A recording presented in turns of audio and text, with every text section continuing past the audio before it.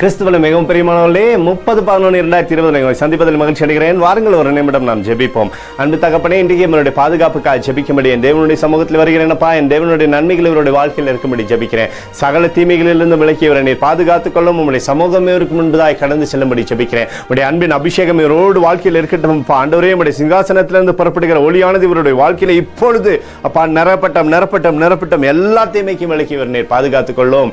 இயேசு கிறிஸ்து செஞ்ச பரிசுத்த ரத்தத்தை இவர் மீது, குடும்பத்தின் மீது செய்கிற சகல காரியத்தின் மீது பூசுகிறேன்ப்பா. ஆகவே இந்த நாள் முழுவதும் பாதுகாப்பு அருணும் ஆசீர்வாதமும் இவருடைய வாழ்க்கையில் இருக்கும்படியாக ஜெபிக்கிறேன். தானியேல் 3:17 படி கர்த்தருடைய ராஜ்யம் நித்திய ராஜ்யம் என்று எழுதியிருக்கூடிய வார்த்தையின்படி அப்பா இவருக்கு சகலத்திலுமே நீர் நன்மையை கொடுங்க ஆண்டவரே. என் தேவனே, உடைய ராஜ்யத்தில் அப்பா சகலமும் ஆசீர்வாதமாக இருக்கிறபடினாலே சகலமும் ஆசீர்வாதம் இவருடைய வாழ்க்கையில் உண்டாகும்படி நீங்க செய்யுங்க. நேற்றும் இன்றும் என்று மாறாதவராகிய இயேசுவின் நாமத்தில் உங்களை ஜெபிக்கிறேன் நல்ல பிதாவே, ஆமென்.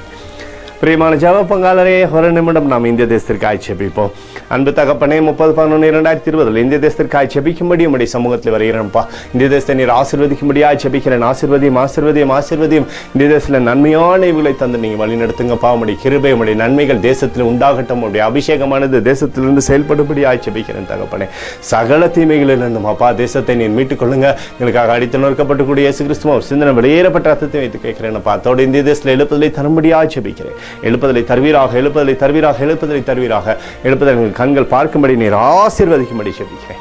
நேற்றும் இன்றும் என்று மாறாதவராகிய இயேசுவின் நாமத்தில் ஒப்புக்கொடு ஜெபிக்கிறேன் நல்ல பிதாவே, ஆமென்.